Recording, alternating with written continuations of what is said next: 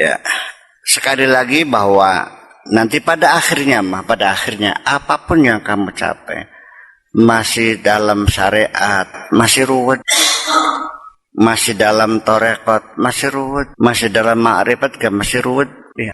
Baru bebas dari keruwetan kalau sudah kamu telah tiada. Kalau sudah fana baru beres. Salah satu buktinya kamu masih ada, yaitu karena kamu selama ini masih berpikir. Ketika Anda tufakir, fa anta mujud. Itu kata René Descartes. Ana ufakir, fa ana mujud. Jadi kalau kamu masih berpikir, masih ada keinginan, masih memikirkan dan sebagainya. Apakah kamu bisa memikir itu nikmat? Oke, nikmat. Bukan penderitaan, bukan. Jangan-jangan penderitaan kita ini karena kita punya pikiran. Makanya jangan salah kalau sesering bergurau, itulah orang yang paling bahagia di dunia. Siapa tuh? Orang gila. Apa yang ada dalam dirinya? Sudah tidak ada keinginan, sudah tidak ingat apa-apa, ya kan? Jadi enak orang gila. Nah, itulah karena kita tidak memahami bahwa pikiran kita bukan untuk itu, bukan untuk menyedihi, bukan untuk takut, bukan untuk sedih, bukan untuk kesel, untuk kecewa, bukan. Untuk memikirkan Sang Pencipta saja, selesai. Selagi kamu masih memikirkan dunia, maka kamu masih dalam penderitaan. Selagi kamu sudah tidak memikirkan dunia, yang dipikir adalah Sang Pencipta dunia. Makanya la khaufun alaihim walahum yahzanun. Apakah kamu sudah bahagia ketika bisa mengumpulkan harta 10 triliun, rumah 10 tingkat, mobil Jaguar 15, Lamborghini 30? Apakah kamu sudah bahagia? Tidak, kamu tetap dalam penderitaanmu karena keinginanmu tidak pernah selesai.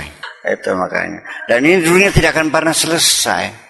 Jangan berangan-angan bahwa ketika kebutuhan materi kamu, fasilitas yang lengkap, pikirannya kamu sudah bahagia. Tidak ada jaminan. Malah semakin banyak hartamu, engkau semakin ketakutan di dunia ini. Yang tidak takut adalah orang yang tidak punya apa-apa. Mau nyoba? Buang semuanya itu. Biarkan sebatang kara, masuk hutan. Saya sudah nyoba kok. Saya sudah nyoba, bukan katanya saya nyoba. Jadi, saya bukan katanya, saya sudah nyoba sendiri. Ternyata di hutan tidak bawa apa-apa, saya lebih nyaman kok. Ya, 6 bulan di hutan saya juga nyaman kok. Setelah aku tidak punya apa-apa, baru aku merasakan punya apa-apa kok. Setelah ketika aku punya apa-apa, aku tidak punya apa-apa dan aku bukan apa-apa. Ya. Semakin banyak hartanya, semakin takut, semakin sibuk. Sehingga waktu istirahat pun dipres. Ya, jam 3 baru tidur. Jam 4 sudah bangun lagi ke Singapura. Besoknya ke Hong Kong. Besoknya ke Mumet, iya. Handphone aja 24 jam berdering. Halo.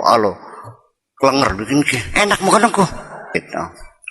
Jadi sekali lagi, kepengen bahagia, kepengen tenang, pisahkan pemahaman kebahagiaan dengan materi. Bahagia tidak ada kaitannya dengan materi.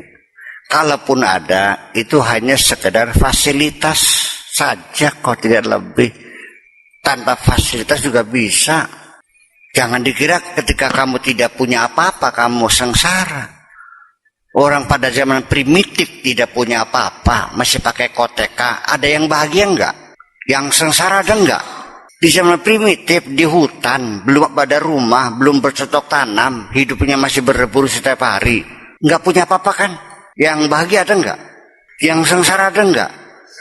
Sekarang juga sama, setelah kita punya apa-apa, ada rumah, ada mobil, sama saja. Ada yang bahagia, ada yang sengsara. Jadi akhirnya bagaimana kita memposisikan materi dalam kebahagiaan ini. Orang kadang-kadang lupa mencari kebahagiaan, yang dicari materi. Sehingga kebahagiaan dikorbankan untuk materi. Padahal tujuan kita cari materi untuk mendukung kebahagiaan. Tapi buktinya sehari-hari di lapangan, kebanyakan orang mengorbankan kebahagiaannya untuk mencari materi.